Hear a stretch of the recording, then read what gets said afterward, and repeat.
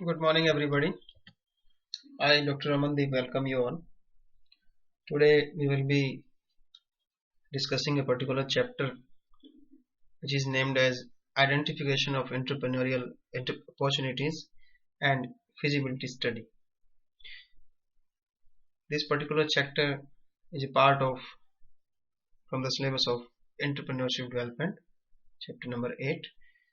So, we will be discussing in detail how to identify the opportunities, what are the ways by which you can identify the opportunities in the market, and in the last we will also be discussing what is the meaning of feasibility study and how to conduct it, what are the main attributes of feasibility study.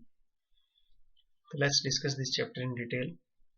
This chapter is quite complex, so please be with me. Let's start the chapter. सबसे पहले introduction.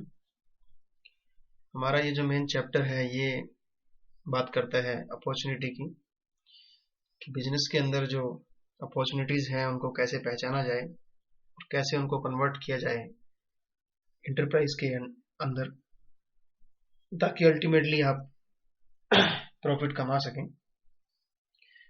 तो opportunity क्या है? Opportunity can be defined as an economic idea which can be converted into business enterprise to earn a profit. अगर एक entrepreneur जो होता है वो सिंपल बिजनेसमैन नहीं होता. Entrepreneur is mainly concerned with new ideas. एक नया आइडिया इंटरप्रेन्योर को जब दिखता है तो वो उस आइडिया को कन्वर्ट करता है अपने एंटरप्राइज के रूप में और प्रॉफिट कमाता है. तो इसमें रिस्क बहुत ज़्यादा होता है और इंटरप्रेन्योर को कुछ ज़्यादा दिखता है. वो एक आम आदमी की तरह नहीं सोचता. उसका एक विजन होता है, उसकी जो परसेप्शन होती है, उसकी जो थिंकिंग पावर होती है वो थोड़ी ज़्यादा होती है. वो अलग तरीके से संसार को देखता है. संसार में जो छुपे हुए पैटर्न्स हैं उनको देखता है, किस तरह से संसार में प्रॉब्लम्स हैं और उन प्रॉब्लम को नए तरीकों से कैसे सॉल्व किया जा सकता है. वो इंटरप्रेन्योर की एक निशानी होती है. तो अगर एक इंटरप्रेन्योर एक आइडिया को कन्वर्ट करता है बिजनेस के अंदर और उस आइडिया को अगर वो एनालाइज नहीं करता तो बिजनेस का फेल होना सुनिश्चित है. तो इस चैप्टर में हम लोग ये सीखेंगे कि कैसे एक आइडिया या एक अपॉर्चुनिटी को आइडेंटिफाई किया जाए और कैसे उसको सिलेक्ट किया जाए. आइडिया कैसे बनते हैं, कैसे आइडियाज को जनरेट किया जाए, आइडिया जनरेट करने के लिए भी अलग अलग टेक्निक्स हैं, और कैसे अल्टीमेटली उस आइडिया को सिलेक्ट किया जाए और उसको कन्वर्ट किया जाए बिजनेस के अंदर. तो सबसे पहले हम ये समझते हैं कि अपॉर्चुनिटी का क्या मतलब है, अपॉर्चुनिटी को कैसे आइडेंटिफाई करें.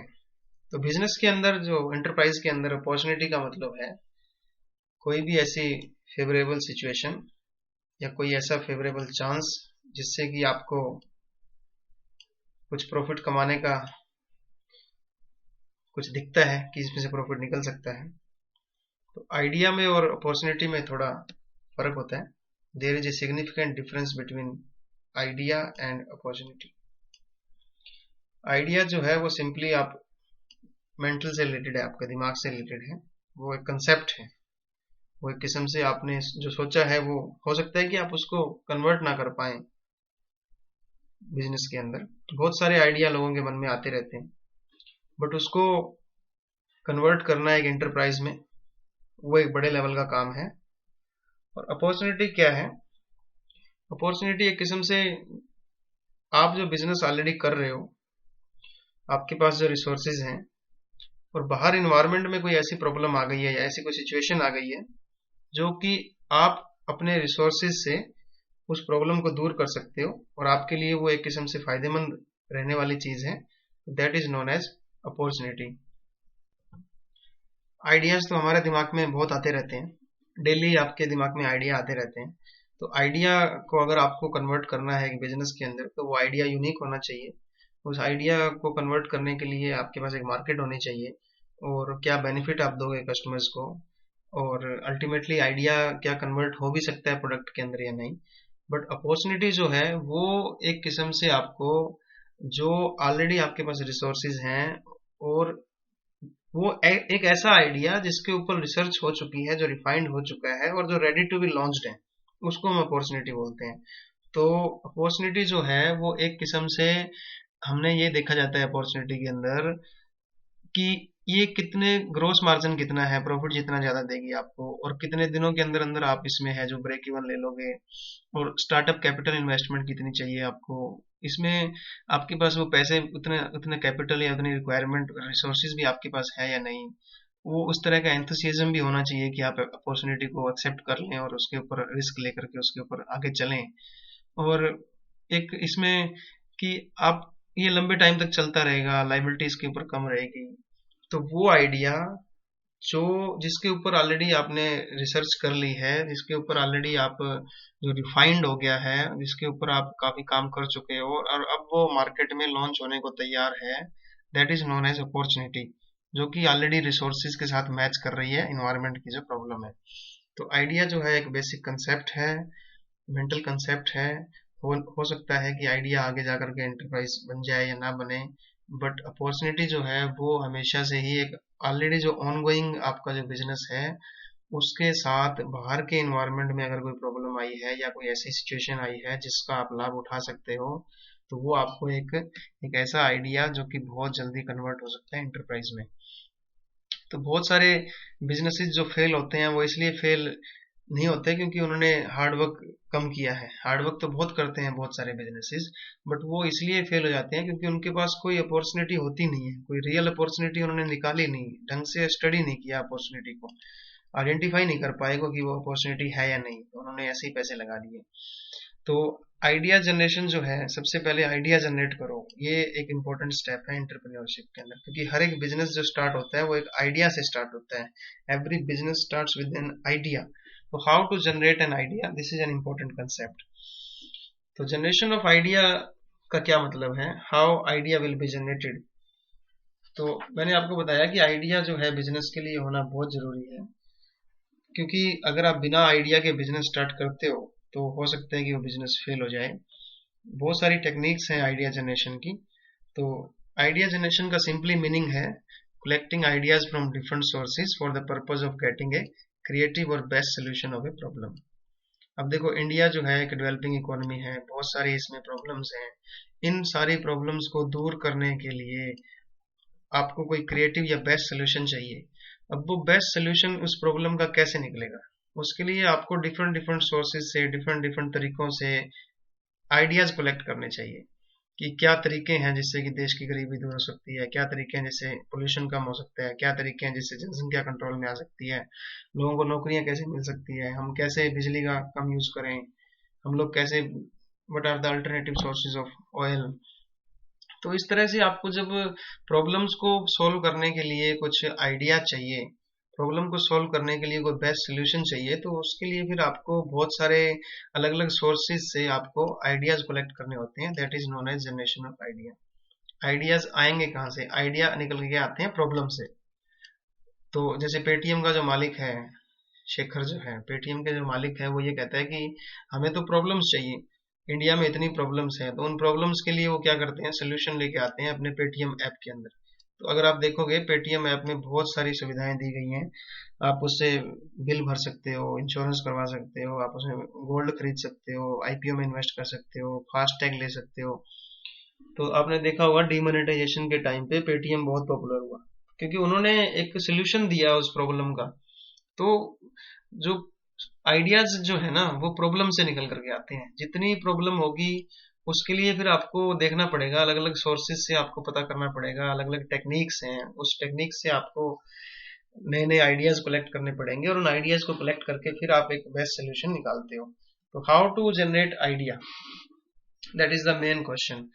और उससे पहले हम देखते हैं कि एक जो अच्छा बिजनेस आइडिया जो होता है उसके क्या क्या फीचर्स होते हैं। जो अच्छा जो एक बिजनेस आइडिया होता है वो यूनिक होना चाहिए। आइडिया तो हमेशा ही यूनिक होना चाहिए, क्योंकि जितने भी आप देखेंगे, जितने भी नए नए जो बिजनेसेस जो सॉल्व हुए हैं, जो पॉपुलर हुए हैं, जिन्होंने प्रॉब्लम्स को सॉल्व किया है, वो तभी सॉल्व कर पाए क्योंकि वो एक नया आइडिया लेके आए, यूनिक आइडिया लेके आए। और दूसरा ये कि जो आइडिया आपका है वो डिफरेंशिएटेड होना चाहिए। आपका जो आइडिया है वो जो ऑलरेडी जो बिजनेस काम कर रहे हैं उनसे थोड़ा अलग होना चाहिए। फास्टर का मीनिंग है कि आपके जो कस्टमर हैं उनकी नीड्स को जल्दी ये सेटिस्फाई कर पाए। ऐसा नहीं हो कि इस आइडिया को कन्वर्ट करने में, बिजनेस में कन्वर्ट करने में 10 साल लग जाए, फिर क्या फायदा है। मार्केट ड्रिवन होना चाहिए। The good business idea should be market driven, means that it is able to fulfill the market need. So whenever you are selecting any kind of new business idea, you should remember what is your target market, and this particular idea must satisfy the needs of the customer. Customer focused होना चाहिए। ये तो clear सी बात है कि customer जो है वो किंग ऑफ द मार्केट है। तो whatever idea you are creating, it should be customer focused, not product drive. कि कस्टमर के ऊपर, कस्टमर की नीड को सेटिस्फाई करे, ना कि प्रोडक्ट के ऊपर ज्यादा ध्यान दे। बेटर एंड चीपर, ये जो ऑलरेडी आपके प्रोडक्ट मार्केट में है उनसे अच्छा होना चाहिए, उनसे सस्ता भी होना चाहिए, क्वालिटी अच्छी होनी चाहिए। इनोवेटिव, इनोवेटिव होना बहुत जरूरी है कि ये कुछ नया लेके आए, कुछ नया इन्वेंशन। एक होता है इन्वेंशन, एक होता है इनोवेटिव। इन्वेंशन जो होती है वो होती है फर्स्ट टाइम, फर्स्ट टाइम जिसने बनाया उसको बोलते हैं invention. whenever you are creating something for the first time, that is called invention. but innovative का मतलब होता है कुछ नया, ऑलरेडी जो चल रहा है उसमें कुछ ऐड करना, उसमें कुछ नया लेकर के आना, जिससे कि आप उसको और अच्छा कर सको। जैसे कि अब हाइब्रिड मोटर व्हीकल आ रहे हैं, तो वो हाइब्रिड हैं। हाइब्रिड का मतलब वो गैस से भी चलते हैं और आपके तेल से भी चलते हैं, वो इलेक्ट्रिसिटी से भी चलते हैं, है ना, तो हाइड्रोजन से भी चल रहे हैं। तो वो इस तरह का इनोवेटिव आइडिया कुछ आप लेके आओ। ये जो आपके स्मार्टफोन है, इसके अंदर जो एप्पल कंपनी है, वो उसका क्यों लोग वेट करते हैं कि नया उसका जो एप्पल का नया मॉडल आने वाला है।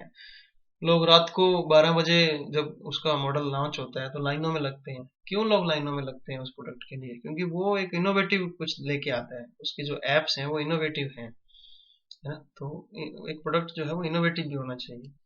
जनरेट रेवेन्यू, आपका जो आइडिया है वो ऐसा नहीं हो कि वो सिर्फ आपका खर्चा करवाता रहे और आपको प्रॉफिट दे ही ना।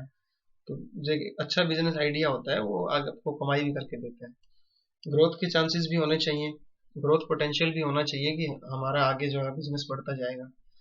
जो मैनेजेबल रिस्क, जो आपका आइडिया है अगर आप उसको बिजनेस में कन्वर्ट करते हो तो उसमें जो रिस्क है वो मैनेजेबल होना चाहिए, बिल्कुल बहुत ज्यादा रिस्की नहीं होना चाहिए। सस्टेनेबिलिटी, गुड बिजनेस आइडिया जो है वो सस्टेनेबल होना चाहिए लॉन्ग रन के अंदर। ऐसा नहीं हो कि साल के अंदर ही बस आपका ये बंद हो जाएगा। तो it should B a good idea which is quite sustainable in the long run also. Idea attractive होना चाहिए कि इसको देख के लगे कि ये रियलिटी में कन्वर्ट हो सकता है। Achievable, whatever you are thinking, whatever idea which you are having in your mind, you should always remember this thing in your mind that it must be achievable. खाली पुलाव नहीं होने चाहिए खाली कि बस ऐसे हो जाएगा वैसे हो जाएगा, वो अचीव भी होना चाहिए जो आप सोच रहे हो। ड्यूरेबल होना चाहिए और सेफ होना चाहिए। It should B safe to convert this particular idea into product, risky now. Value creating, good business idea should be value creating, मतलब बिजनेस के लिए कुछ वैल्यू क्रिएट करे, उसकी गुडविल में कुछ ऐड करे, उसके शेयर होल्डर्स की वेल्थ में कुछ ऐड करे, प्रॉफिट में कुछ ऐड करे। तो these are some of the features of good business idea. Now the main point is, what are the sources of business idea? Ideas आते कहाँ से हैं बिजनेस के लिए? अगर आपको एक नया आइडिया लेके आना है, अपने दिमाग में कोई प्रॉब्लम है उसको सॉल्व करने के लिए, आइडिया कहाँ से आता है? बिजनेस का आइडिया आपको मिलेगा कहाँ से? सबसे पहला है मार्केट रिसर्च। क्योंकि आइडिया जनरेट करने का सिंपली मीनिंग है कि अलग अलग सोर्सेज से आइडिया को लेके आना, ताकि आप एक बेस्ट सोल्यूशन अपनी प्रॉब्लम के लिए ला सकें। और जब भी आपको एंटरप्रेन्योर, जब भी कोई एंटरप्राइज सेट करता है तो वो पहले उसके मन में एक आइडिया आता है और उस आइडिया से फिर वो कन्वर्ट करता है।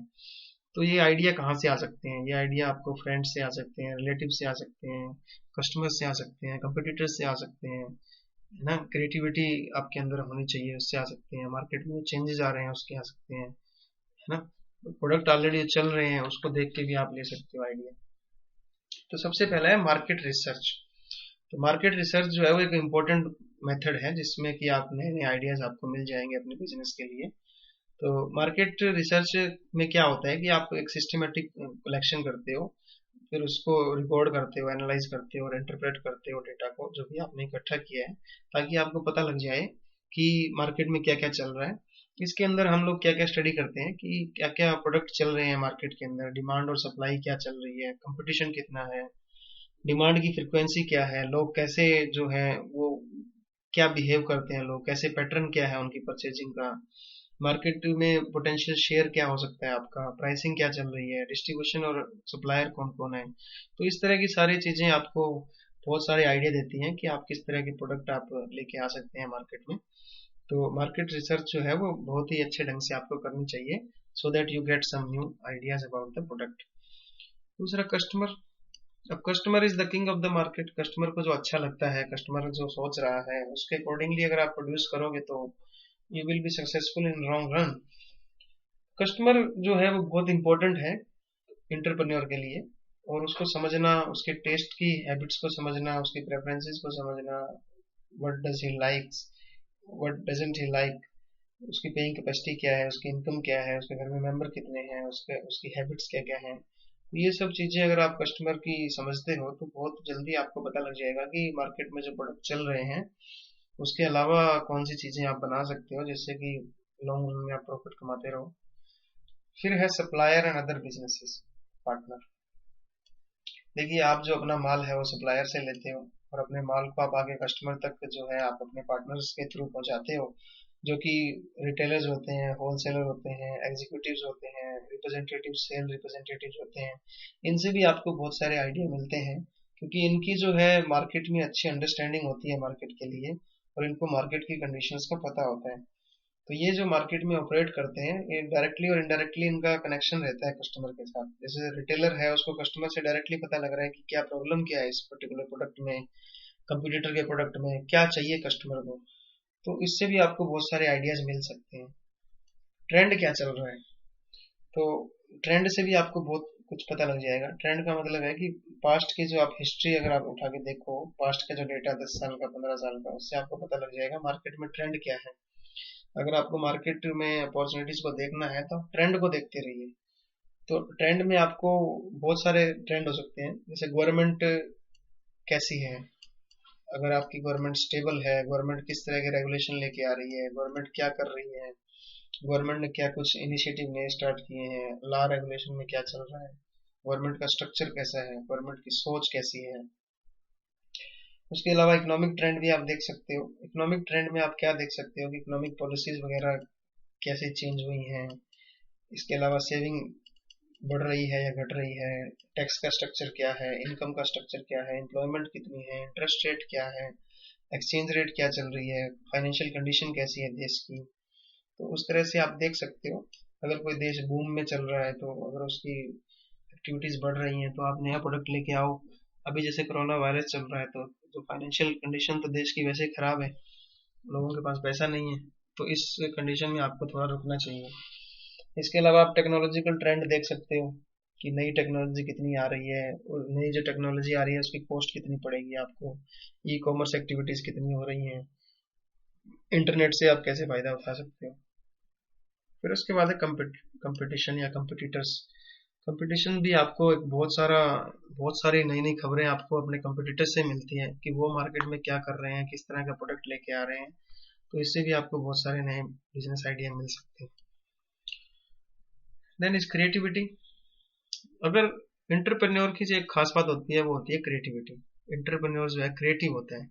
क्रिएटिविटी का मतलब होता है कि कुछ नया सोचना, कुछ नया बिजनेस आइडिया लेके आना, वो क्रिएटिविटी पे डिपेंड करता है। और क्रिएटिविटी किस बात पे डिपेंड करती है, वो आपकी मेंटल एबिलिटी पे, आपकी जो कॉग्निटिव एबिलिटी है सोचने की, आप किस तरह से दुनिया को देखते हो, किस तरह से आप नए नए पैटर्न्स निकालते हो, कुछ अलग सोचना, और उससे ही उसको नए आइडियाज आते हैं, नई अपॉर्चुनिटीज उसको पता लगती हैं। तो अगर आपको एक नया बिजनेस स्टार्ट करना है तो आपके पास क्रिएटिविटी होनी चाहिए। अगर आपके पास क्रिएटिविटी नहीं है तो आप नया कोई आइडिया नहीं सोच पाओगे। अब क्रिएटिविटी किस बात पे डिपेंड करती है, आप कहोगे सर मैं तो क्रिएटिव नहीं हूँ। तो अगर आप नहीं हो तो आपको कुछ नई चीजें सीखनी चाहिए, कुछ ऐसे गेम्स खेलने चाहिए जिससे आप क्रिएटिव बन जाओ, कुछ नया करना चाहिए आपको, अपने दिमाग के दरवाजे आपको खोलने चाहिए। क्रिएटिव कौन होता है, क्रिएटिव वो होता है जो नए ढंग से सोचता है, जो प्रॉब्लम्स को नए ढंग से देखता है, उसको अलग ही दिखाई देती है दुनिया क्रिएटिव आदमी को। पब्लिकेशन, जो सेकेंडरी सोर्सेज होते हैं जैसे कि जर्नल्स वगैरह हैं, कोई रिपोर्ट छप रही है, प्रोजेक्ट रिपोर्ट कोई आई है गवर्नमेंट की, तो उससे भी आपको बहुत सारा नए नए आइडियाज का पता लगता रहता है कि मार्केट में क्या हो रहा है, गवर्नमेंट को क्या प्रॉब्लम फेस हो रही है, गवर्नमेंट क्या चाहती है कि किस तरह के नए एंटरप्रेन्योर्स आए। जैसे अब इंडिया जो है एक डेवलपिंग कंट्री है, तो इंडियन गवर्नमेंट तो खुद कह रही है कि आप लोग नए नए आइडियाज लेके आइए, अगर आपके पास कोई ऐसा अच्छा आइडिया है तो आपको जो गवर्नमेंट है वो 10 लाख रुपए तक का लोन देती है। तो बहुत सारी गवर्नमेंट सपोर्ट भी कर रही है। प्रॉब्लम सॉल्विंग अपॉर्चुनिटीज जो हैं वो कहाँ से निकल करके आती हैं, वो निकल करके आती हैं प्रॉब्लम से। जितनी प्रॉब्लम ज्यादा होंगी उतनी ही ज्यादा अपॉर्चुनिटीज भी होंगी, ये बात याद रखना। जितनी ज्यादा प्रॉब्लम्स मार्केट में होंगी एक इकोनॉमी के अंदर, एक वर्ल्ड के अंदर, उतने ही अच्छे अच्छे सोल्यूशंस आप ला सकते हो, वो प्रॉब्लम सोल्व आप कर सकते हो। तो बहुत सारे आइडियाज जो आए हैं बिजनेस के अंदर वो प्रॉब्लम्स की वजह से आए हैं। जैसे आप उबर ओला को देख लो, ओयो को देख लो, पेटीएम को देख लो, फ्लिपकार्ट, अमेजोन, ये सारे सोल्यूशंस हैं, ये ऑनलाइन बैंकिंग की वजह से आए हैं, ये आपके स्मार्टफोन की वजह से आए हैं। तो ये सारे के सारे सोल्यूशंस जो हैं वो प्रॉब्लम सॉल्व करने के लिए हैं। तो प्रॉब्लम को आइडेंटिफाई करना ही बहुत ज़्यादा ज़रूरी है। अगर आपने प्रॉब्लम आइडेंटिफाई कर लिया तो इसका मतलब आपने जनरेशन कर लिया आइडिया का, आइडिया भी उसी टाइम जनरेट हो जाता है। मतलब यूं कह लो कि अगर आपने प्रॉब्लम को आइडेंटिफाई कर लिया ढंग से, अगर आपको प्रॉब्लम दिख गई, तो यूं समझ लो कि आपको नया बिजनेस आइडिया भी मिल गया उस प्रॉब्लम को दूर करने के लिए। तो एंटरप्रेन्योर की जो एबिलिटी होती है वो ये होती है कि वो राइट प्रॉब्लम को राइट टाइम पे देखता है और उसके लिए कुछ ऐसा करता है, कुछ ऐसा नया आइडिया लेके आता है कि उस प्रॉब्लम को दूर किया जा सके। चेंजेस जो हो रहे हैं आपके इन्वायरमेंट के अंदर, सोशल चेंजेस हो रहे हैं, नए नए फैशन आ रहे हैं, लीगल चेंजेस हो रहे हैं, टेक्नोलॉजिकल चेंजेस हो रहे हैं, ये सारे के सारे आइडियाज दे रहे हैं एंटरप्रेन्योर को। इन्वेंशन एंड इनोवेशन, देखिए इन दोनों वर्ड्स में बहुत डिफरेंस होता है, इन्वेंशन और इनोवेशन में। इन्वेंशन जो होता है वो होता है पहली बार जो आप एक नया प्रोडक्ट लेके आ रहे हो, कुछ ऐसा जो आप पहली बार कर रहे हो जो किसी ने नहीं किया आज तक। जैसे टेलीफोन का आविष्कार है वो इन्वेंशन है, पहली बार जो मोबाइल फोन जिसने बनाया वो इन्वेंट किया उसने, बल्ब जिसने बनाया वो इन्वेंशन है। और अब जो उसी प्रोडक्ट के अंदर जो नए नए चेंजेस आ रहे हैं दैट इज इनोवेशन।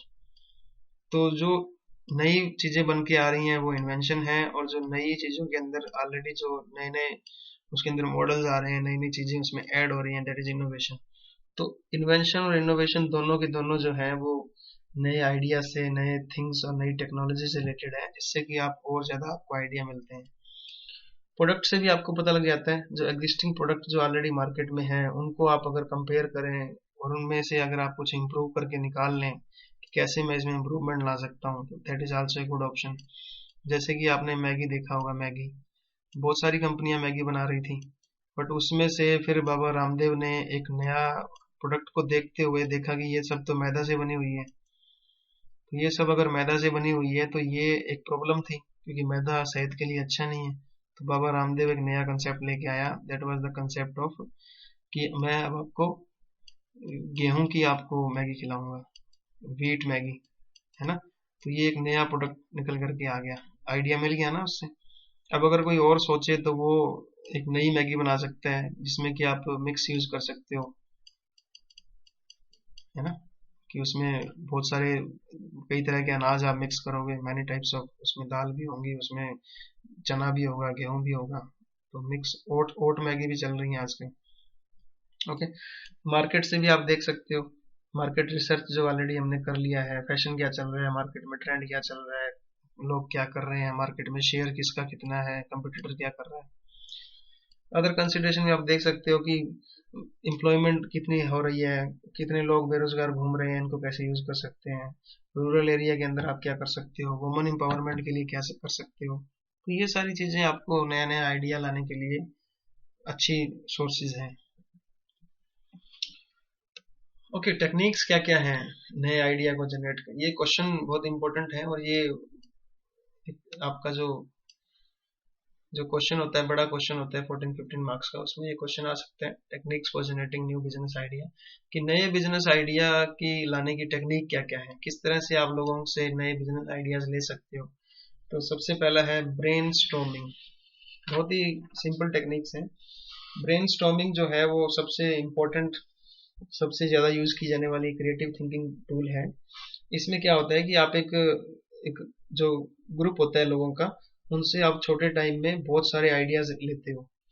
तो ब्रेनस्टॉर्मिंग एक ऐसी टेक्निक है जिसमें आप बहुत सारे आइडियाज लोगों से लेते हो एक क्रिएटिव और अनस्ट्रक्चर्ड मैनर में। तो इसमें आप क्या करते हो, 5 या 7 लोगों को आप क्या बोलते हो, आप उनको कोई प्रॉब्लम देते हो और आप उनको बोलते हो कि कोई नया आइडिया सोचो या नई इस प्रॉब्लम को कैसे ठीक किया जा सकता है वो सोचो। अब वो जो आदमी है वो कैसे सोचते हैं, वो अनस्ट्रक्चर्ड मैनर में सोचते हैं और क्रिएटिव मैनर में सोचते हैं। तो इसमें ये किया जाता है कि जितने भी आइडिया हो सकते हैं वो ले लो बस।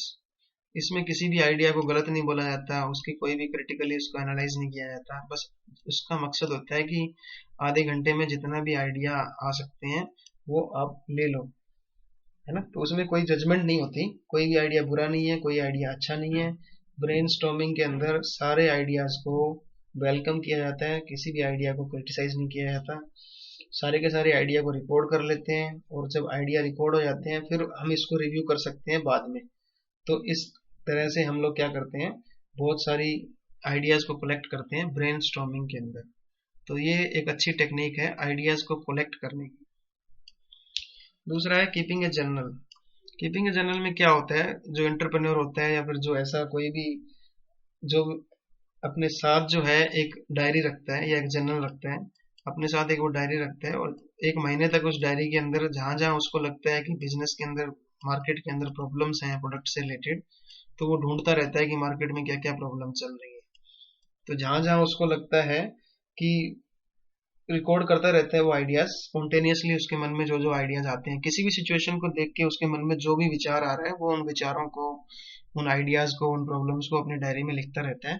और 1 महीने बाद, 2 महीने बाद फिर वो उन सब आइडियाज को चेक करता है, देखता है कि कहाँ पे क्या क्या प्रॉब्लम थी और कैसे इसका सोल्यूशन नए प्रोडक्ट के रूप में निकल सकते हैं।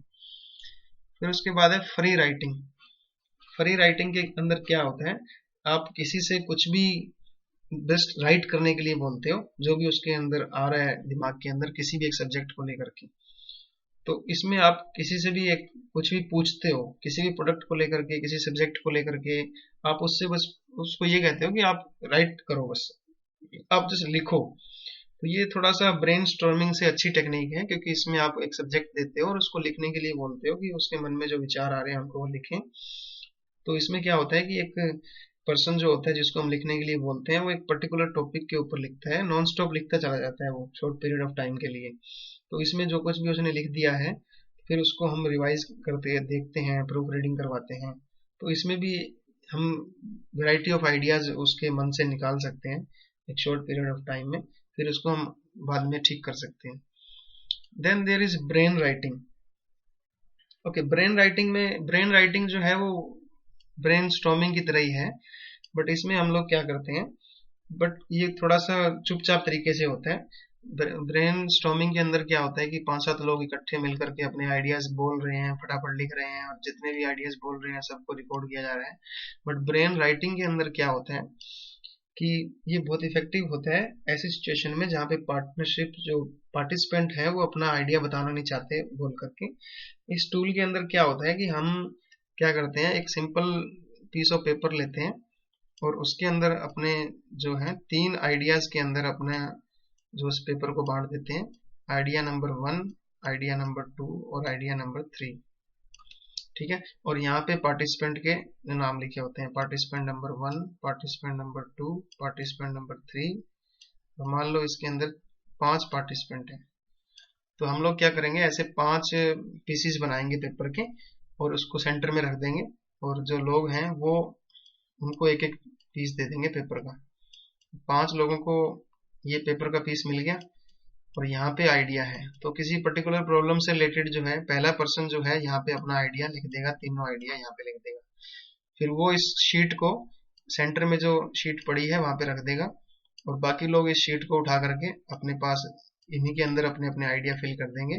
तो इस तरह से हमें 5 शीट मिल जाएगी जिसके अंदर सबके आइडियाज लिखे हुए हैं।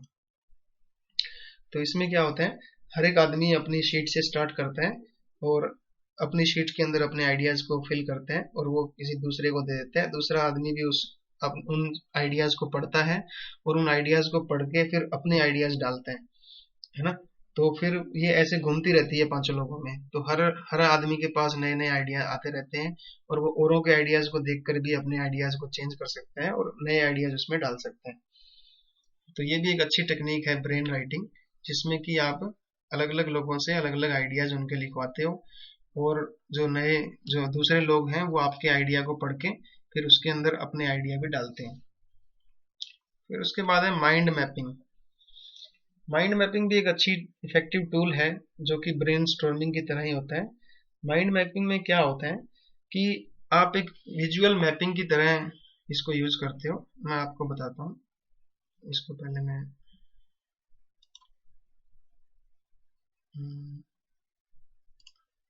ये देखिए, माइंड मैपिंग में क्या होता है, हम क्या करते हैं कि माइंड में आपके जो भी आइडिया आ रहे हैं, आप उसको विजुअली फॉर्म में अपने एक शीट के ऊपर लिखते हो। ये आपकी शीट है। तो इसमें हम लोग क्या करते हैं, जो आपका सेंट्रल प्रॉब्लम होती है, कोई भी आपका इश्यू है, कोई भी आपकी प्रॉब्लम है, कोई आपका ऑब्जेक्ट है, सब्जेक्ट है, आप उसको डाल देते हो। जैसे कि आपकी प्रॉब्लम क्या है, प्रॉब्लम है इंडिया की मान लो पॉवर्टी, तो ये मेन फोकल पॉइंट है। तो इससे रिलेटेड आपके माइंड में जो भी आ रहा है, आप उसको ऐसे टी फॉर्म में, ब्रांचेस फॉर्म में आप उसको डाल सकते हो।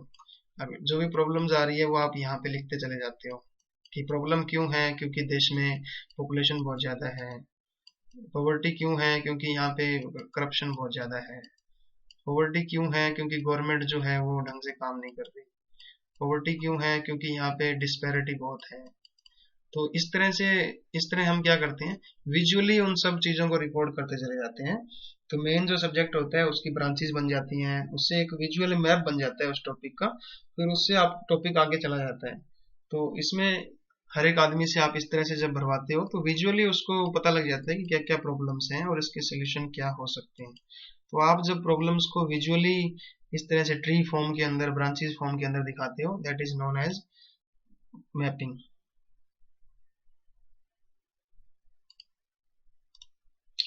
उसके बाद आपका जो आता है वो है,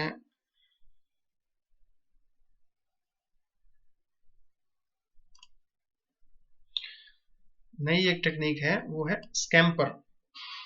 ये टेक्निक जो दी थी वो दी थी एलेक्स ऑसबर्न ने। एलेक्स ऑक्सबर्न ने, एलेक्स ऑसबर्न, इस साइंटिस्ट ने ये टेक्निक दी थी। ये क्रिएटिविटी का टीचर था। इसने डाइवर्जेंट थिंकिंग को बनाने के लिए, आपकी जो थिंकिंग है उसको कैसे इंप्रूव करें, उसके लिए 9 प्रिंसिपल्स दिए थे, और उन्हीं प्रिंसिपल्स को फिर बाद में इन 7 अल्फाबेट्स के अंदर डिफाइन किया गया है।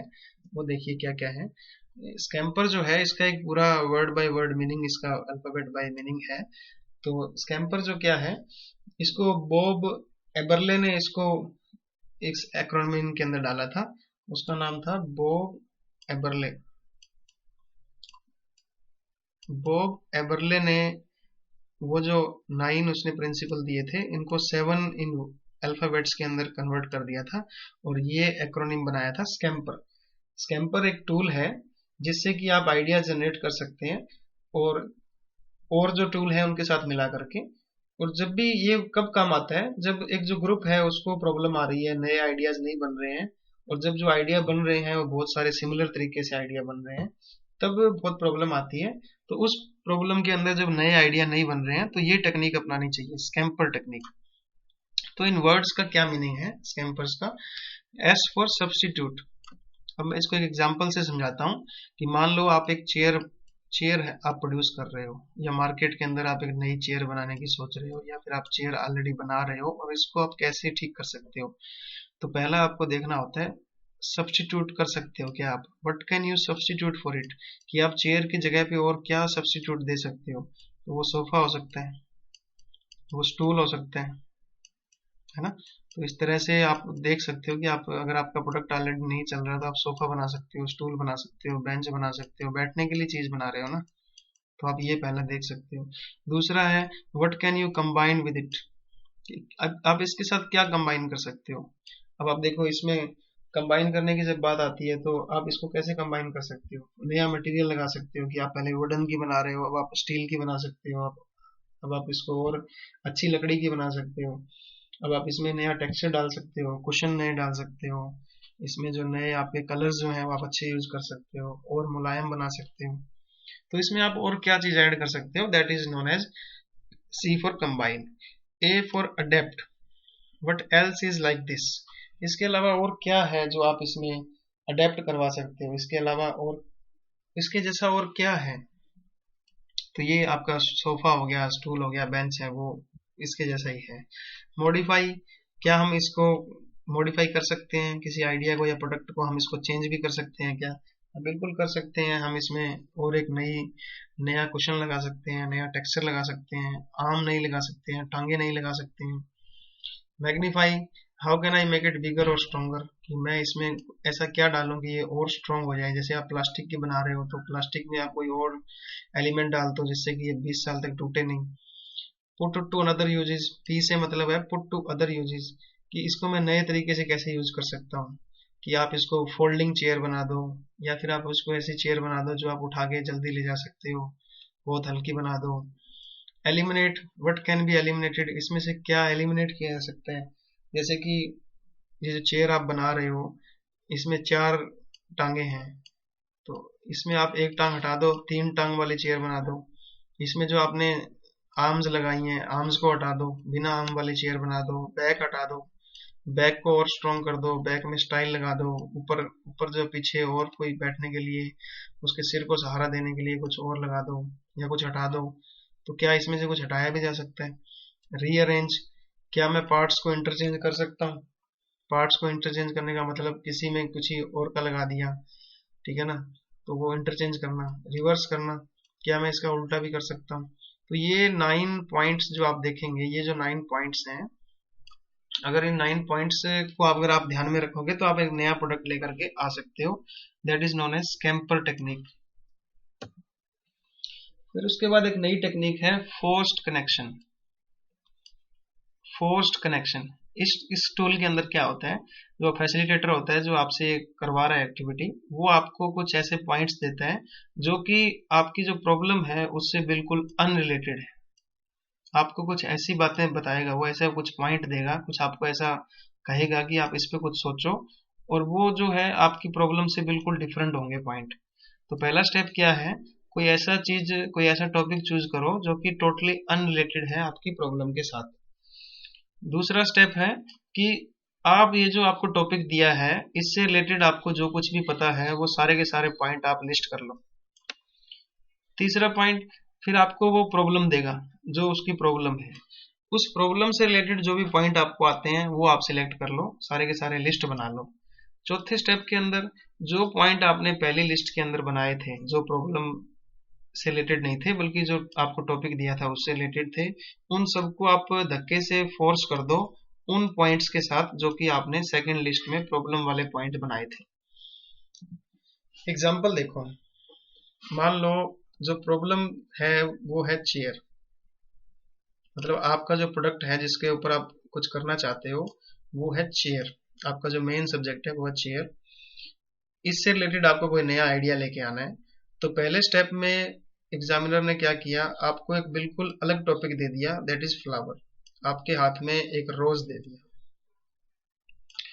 अब एक रोज दे दिया आपको, तो आपने क्या करना है, इस रोज से रिलेटेड जितनी भी बातें आपको पता है वो आप इसमें लिख रहे हो। ठीक है, मान लो पहला पॉइंट आपने लिखा सॉफ्ट, क्योंकि रोज जो होता है वो फ्लावर जो होता है बहुत सॉफ्ट होता है। फिर आपको चेयर से रिलेटेड जितनी भी बातें हैं वो लिखनी होती है। पहली बात आपने लिखी कि चेयर होती है हार्ड, तो अब इन दोनों को आप आपस में मैच करवाओगे। तो ये जो सॉफ्ट पॉइंट है फ्लावर का, इसको आप धक्के से फोर्स करोगे अपने इस चेयर वाले पॉइंट में। तो इसका मतलब चेयर जो है वो हार्ड है, फ्लावर जो है वो सॉफ्ट है। तो क्या समझ में आया कि सॉफ्टनेस को हम कहाँ घुसा रहे हैं, चेयर के अंदर, कि चेयर जो है उसको थोड़ा सॉफ्ट बनाओ। चेयर कैसे सॉफ्ट बन सकती है, चेयर की सीट को सॉफ्ट करो ताकि उसके अंदर वो फूल वाली क्वालिटी आ जाए। तो यहाँ से हमें एक नया आइडिया मिला कि चेयर को सॉफ्ट बनाओ। अभी तक अगर आप चेयर बनाते हो बिना कुशन की, तो आपकी ये जो चेयर है इसके नीचे आप कुशन भी लगा दो, यहाँ मतलब यहाँ गद्दा टाइप कुछ इसके अंदर फॉर्म लगा दो ताकि ये चेयर बहुत अच्छी बन जाए। दूसरा एग्जाम्पल देखो, आपको बोला था कि फ्लावर आपके हाथ में दिया और आपको कहा कि इसकी क्वालिटी नोट करो आप, तो आपको क्वालिटी ये नोट हुई कि इसका कलर जो है वो रेड है। तो आपको एक क्वालिटी पता लग गई कि फ्लावर जो होता है वो कलर में रेड होता है। अब आपकी जो चेयर है उसकी क्वालिटी आपको क्या पता लगी, इसका कलर क्या है, ग्रे। अब यहां से इस रेड को हमने इस कलर के साथ फोर्स किया है, फोर्स कनेक्शन बना रहे हैं हम। इसका जो भी क्वालिटी है उसको इस क्वालिटी के साथ जोड़ रहे हैं, चेयर की क्वालिटी के साथ। अब चेयर तो है ग्रे और फ्लावर है रेड, तो इससे क्या हमें कनेक्शन मिला कि हमें जो चेयर है वो भी हमारी जो है ग्रे कलर की नहीं बल्कि कलरफुल कलर की बनानी चाहिए। तो हमें जो अपनी चेयर है वो कलरफुल बनानी चाहिए, उसमें ग्रीन कलर की, ब्लू कलर की, मिक्स कलर, रेड कलर की चेयर्स बनानी चाहिए, रंग बिरंगी चेयर बनाओ ताकि, तो ये भी एक नया सोल्यूशन निकल करके आ गया। That is the meaning of force connection. फिर उसके बाद एक नई टेक्निक है एट्रीब्यूट लिस्टिंग और मॉर्फोलॉजिकल एनालिसिस। अब ये क्या है? एट्रीब्यूट लिस्टिंग और मॉर्फोलॉजिकल एनालिसिस टेक्निक जो है, इसको मैट्रिक्स एनालिसिस भी बोल सकते हैं। ये जो टेक्निक है ये नए आइडिया लेने के लिए, अनएक्सपेक्टेड आइडिया लेने के लिए, ऐसे आइडिया जो अभी तक आए नहीं कभी दिमाग में, उस तरह के आइडियाज लाने के लिए एक अच्छी टेक्निक है मॉर्फोलॉजिकल एनालिसिस, एट्रीब्यूट लिस्टिंग। तो इसमें हम क्या करते हैं, सबसे पहले स्टेप में ये टेक्निक जो है, तीनों की तीनों टेक्निक सेम सी बोलते हैं इनको, तो इससे आप नए आइडिया ले सकते हो। तो हम इन तीनों को इकट्ठी डिस्कस करेंगे। होता क्या है देखो, पहले स्टेप में हम क्या करते हैं, किसी भी प्रोडक्ट के सारे जो एट्रीब्यूट्स हैं उनको हम लिस्ट बना लेते हैं। उस एट्रीब्यूट, जितने भी आपके एट्रीब्यूट हैं, मान लो आपको एक प्रोडक्ट मैंने दिया, वो है, उस प्रोडक्ट का नाम है चेयर। तो उस चेयर से रिलेटेड जितने भी क्वालिटीज हैं, उस चेयर के जितने भी फीचर हैं, उन सब की एक लिस्ट बना लो। और उस लिस्ट को सेकंड स्टेप में क्या करेंगे, एक टेबल बनाओ और जो एट्रीब्यूट्स आपने जो लिस्ट बनाई है एट्रीब्यूट्स की, उसको कॉलम में डाल दो। देखो ऐसे, सबसे पहले लिस्ट बनाओ एट्रीब्यूट्स क्या क्या है। एट्रीब्यूट टेबल के क्या क्या होते हैं, एक टेबल हमने ली है, ये टेबल है आपकी, इसमें 4 लेग्स हैं, ये आपकी टेबल है। इसके एट्रीब्यूट्स क्या क्या हैं कि नंबर ऑफ लेग्स कितनी है, 4, मटेरियल कौन कौन सा है, लोहे की है, लकड़ी की है, किसकी है, हाइट क्या है, और ये इसकी फॉर्म क्या है कि ये चौरस में है, गोल है, 6 कोणी है, त्रिकोणी है, पंचकोणी है। तो ये आपके एट्रीब्यूट्स आ गए। दूसरे स्टेप में ये जो एट्रीब्यूट्स हैं इनको कॉलम में डाल दो टेबल की। देखो एक टेबल हमने बनाई, ये टेबल हमने बनाई, और इसके अंदर हमने क्या करना है, यहाँ पे ये जो कॉलम है इनको कॉलम बोलते हैं। इसके अंदर ये जो एट्रीब्यूट हमने बनाए थे इनको यहाँ लिख दो, ये 4 एट्रीब्यूट हमने बनाए थे। अब हम क्या करेंगे, ये जो एट्रीब्यूट्स थे इनके जितने वेरिएशन हो सकते हैं उनको रिकॉर्ड कर लो। जो एट्रीब्यूट्स के वेरिएशन थे उसको रिकॉर्ड करो। ये पहला आपका वेरिएशन, जो पहला वेरिएंट है, पहला जो मॉडल है, ऐसा हो सकता है कि एक लेग की हम चेयर बनाएं, ये टेबल बनाएं, और मटेरियल जो था वो ग्लास था, और हाइट जो थी वो 50 सेंटीमीटर रख देंगे हम, और क्वाड्रेटिक इसमें वो बनाएंगे कि 4 पैरों वाली। ठीक है।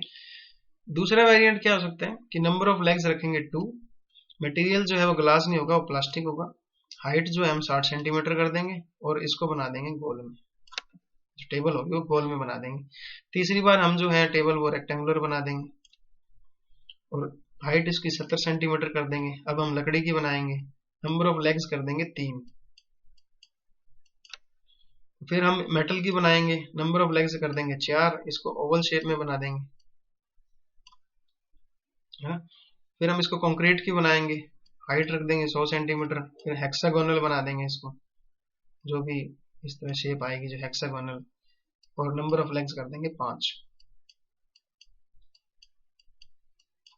है ना। तो इस तरह से हम क्या करते हैं, अलग अलग वेरिएशन को अलग अलग कॉम्बिनेशन में डालते हुए, अब इसमें से आपको देखो ये कॉम्बिनेशन मिल गया आपको कि हम रेक्टेंगुलर शेप की 70 सेंटीमीटर की वुड से बनी हुई 3 टांगों की टेबल नहीं बनाएंगे। ये नया प्रोडक्ट देखो आ गया आपके पास। तो इनमें से जो भी आपको स्ट्रेटजी ठीक लगे, जो भी आपको आइडिया ठीक लगे, हम सारे के सारे उनको इवेल्युएट करेंगे, इंप्रूव करेंगे उस मिक्सचर को, तो इसमें आपको एक नया पॉइंट मिल जाता है, नई थिंकिंग आपके माइंड में आ जाती है, नया आइडिया मिल जाता है कि इस तरह से भी आप बना सकते हो। Okay, so this was all regarding generation of idea. अब नया जो टॉपिक है वो है अपॉर्चुनिटी आइडेंटिफिकेशन एंड सिलेक्शन, कि किस तरह से आप एक नया आइडिया आइडेंटिफाई करते हो, अपॉर्चुनिटी कैसे आइडेंटिफाई करोगे और आइडिया कैसे सिलेक्ट करोगे। इस टॉपिक को हम अगले लेक्चर में डिस्कस करेंगे, तो इसके लिए मैं एक अलग से स्लाइड बनाऊंगा। तो thank you so much for listening.